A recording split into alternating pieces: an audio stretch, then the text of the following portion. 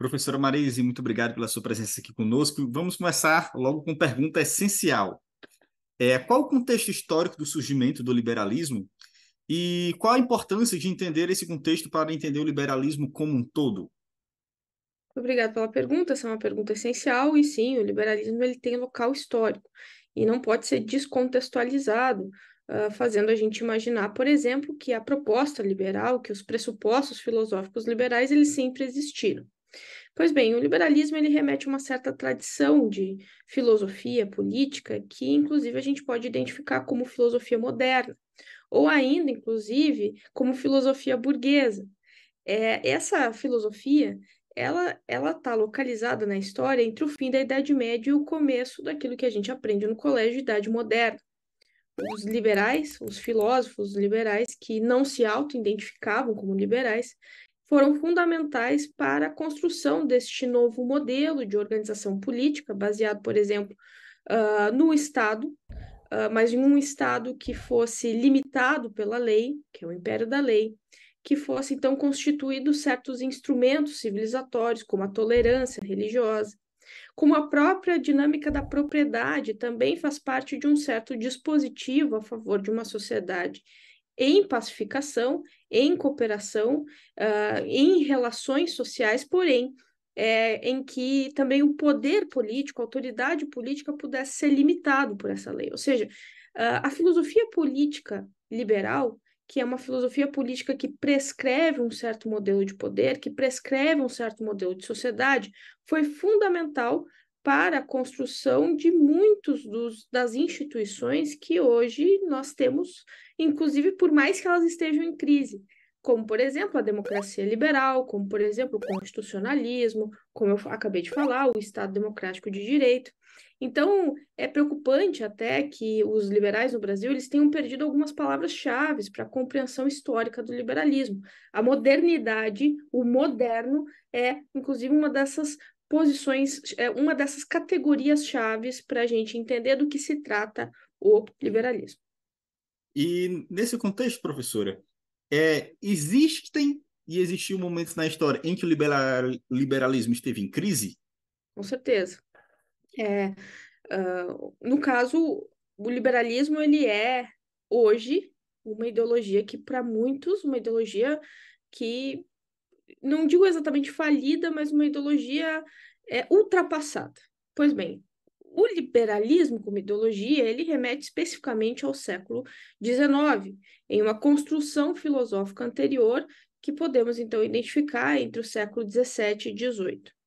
No século XIX, o liberalismo empreendeu diversos projetos modernizadores que tentavam superar, né, desde o século XVIII, tentava superar o Estado absolutista, mas que no século XIX tentava superar formas tradicionais de relações, como, por exemplo, as relações de trabalho servil para relações de trabalho assalariada. Reformas, por exemplo, no Exército, né? O Exército, antes ligado a uma certa relação hereditária, de relações de dominação dinástica, agora numa certa lógica de desempenho. Só que o liberalismo criando esse novo mundo, que é um novo mundo muito mais tecnológico devido à Revolução Industrial, muito mais denso demograficamente devido à construção das grandes metrópoles. Obviamente, todo esse processo de transformação muito relacionado com o pensamento liberal trouxe novas consequências. Trouxe consequências que nem sempre, inclusive, foram positivas.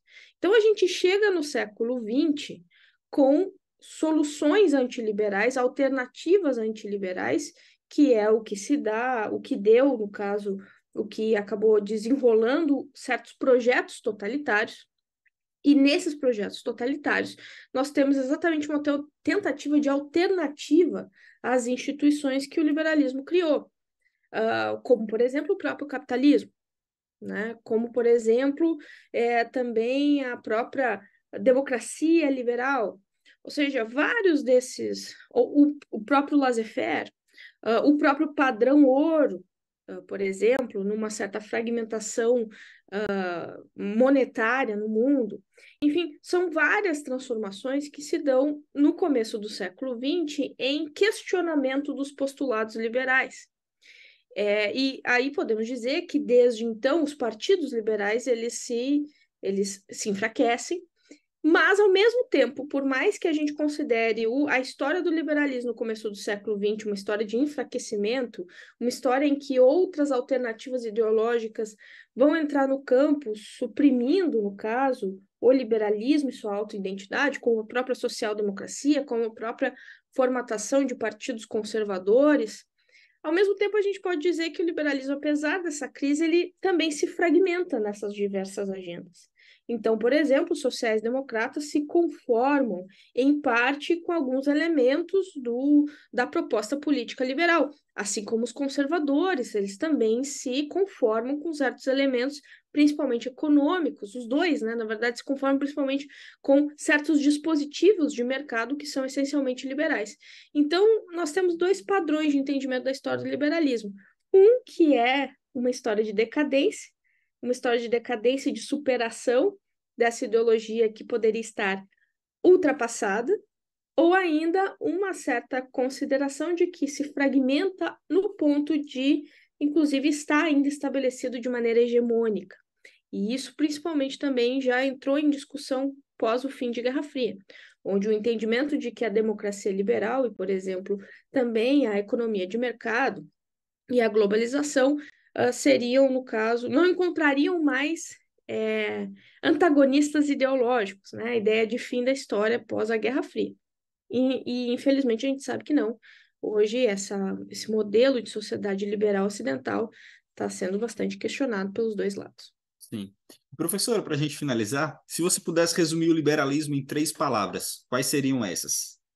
Primeiro de tudo, indivíduo. As pessoas imaginam que liberdade é a palavra central do liberalismo.